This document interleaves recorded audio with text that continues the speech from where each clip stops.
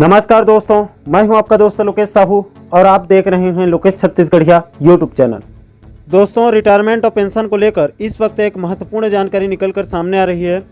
साथियों, एक वेबसाइट की रिपोर्ट की माने तो केंद्र सरकार अब कर्मचारियों के रिटायरमेंट की जो उम्र है और पेंशन, इन दोनों को बढ़ाने पर मंथन कर रही है। जी हाँ दोस्तों, सरकार के पास एक रिपोर्ट पहुँची है।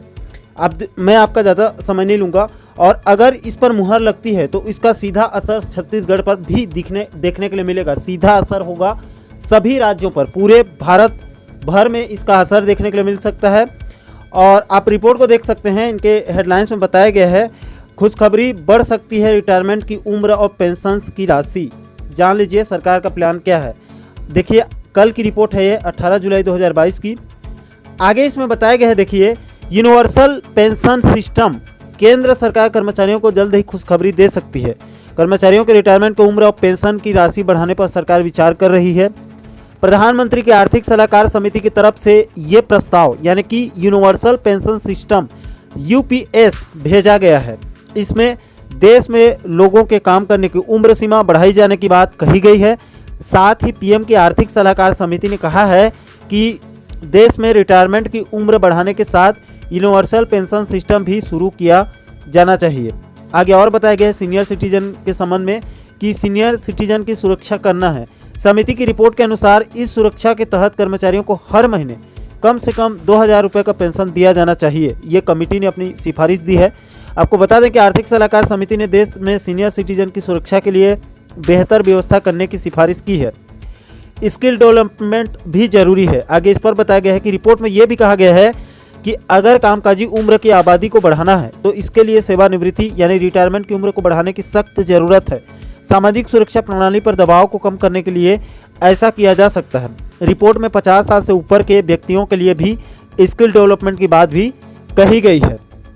आगे और देखिए, सरकार कौन सी नीति बनाने पर विचार कर रही है या रिपोर्ट में क्या कहा गया है। तो रिपोर्ट में कहा गया है कि केंद्र और राज्य सरकारों को ऐसी नीतियां बनानी चाहिए जिससे कौशल विकास किया जा सके। इस प्रयास में असंगठित क्षेत्र यानी कि प्राइवेट सेक्टर, दूर दराज के इलाकों में रहने वाले रिफ्यूजी प्रवासियों को भी शामिल किया जाना चाहिए, जिनके पास ट्रेनिंग हासिल करने के साधन नहीं होते हैं लेकिन उनका ट्रेनिंग होना जरूरी है। आगे बताया गया है वर्ल्ड पॉपुलेशन प्रोस्पेक्ट्स 2019 की रिपोर्ट में क्या कहा गया है। तो आपको बता दें कि वर्ल्ड पॉपुलेशन प्रोस्पेक्ट्स 2019 के अनुसार साल 2050 तक भारत में करीब 32 करोड़ सीनियर सिटीजन हो जाएंगे, यानी देश की आबादी का करीब 19.5% व्यक्ति सेवानिवृत्ति की कैटेगरी में आएंगे, रिटायरमेंट की कैटेगरी में आएंगे या आ जाएंगे। साल 2019 में भारत की आबादी का करीब 10% या 14 करोड़ लोग, 10% या 144 का सीधा 114 करोड़ लोग सीनियर सिटीजन की कैटेगरी में हैं। जी हाँ दोस्तों, तो सरकार के पास अब रिपोर्ट पहुंची है, सेंट्रल गवर्नमेंट के पास, और इसमें बताया जा रहा है दोस्तों कि वर्ल्ड पॉपुलेशन प्रोस्पेक्ट्स 2019 की रिपोर्ट में बताया गया है चिंताजनक स्थिति है और आने वाले समय में सीनियर सिटीजन की सुरक्षा को देखते हुए केंद्र सरकार बड़ा कदम ले सकती है और रिटायरमेंट की उम्र को बढ़ा सकती है और उसके साथ ही पेंशन की जो राशि है वो भी बढ़ सकती है। अभी फिलहाल केंद्र के पास रिपोर्ट पहुंची है, केंद्र सरकार ने अभी इस पर कोई फैसला नहीं लिया है। बाकी दोस्तों, आपको क्या लगता है, क्या रिटायरमेंट की उम्र को बढ़ाया जाए और साथ ही साथ पेंशन को बढ़ाने से अच्छा होगा या फिर इसमें सरकार को या देश को कोई नुकसान है? आपकी क्या राय है, आप नीचे कमेंट सेक्शन में ज़रूर बताइए। और इसके साथ एक नुकसान ये भी हो सकता है कि अगर रिटायरमेंट की उम्र बढ़ती है तो इधर जो बेरोजगार हैं उन लोगों के लिए थोड़ी मुश्किलें बढ़ सकती हैं, नौकरी मिलने में दिक्कत हो सकती है। बाकी आपकी क्या राय है, आप नीचे कमेंट सेक्शन में अपनी जो भी राय है आप साझा कीजिए। और साथ ही साथ इसी प्रकार के महत्वपूर्ण टॉपिक पर आप आगे भी वीडियो देखना चाहते हैं तो हमारे साथ आप जुड़े रहिए। तो दोस्तों, आशा करता हूं कि आप इस वीडियो के माध्यम से पूरे मामले को अच्छे से समझ गए होंगे।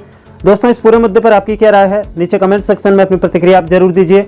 और साथ ही साथ आप आगे भी डीए, एचआरए ट्रांसफर, प्रमोशन, वेतन विसंगति, नियमितीकरण के साथ साथ प्रदेश का और भी बाकी महत्वपूर्ण मुद्दों और मसलों पर वीडियो देखना चाहते हैं तो हमारे चैनल को आप सब्सक्राइब जरूर करें ताकि हमारे सभी नए वीडियो का नोटिफिकेशन आप लोगों तक तुरंत पहुंच सके।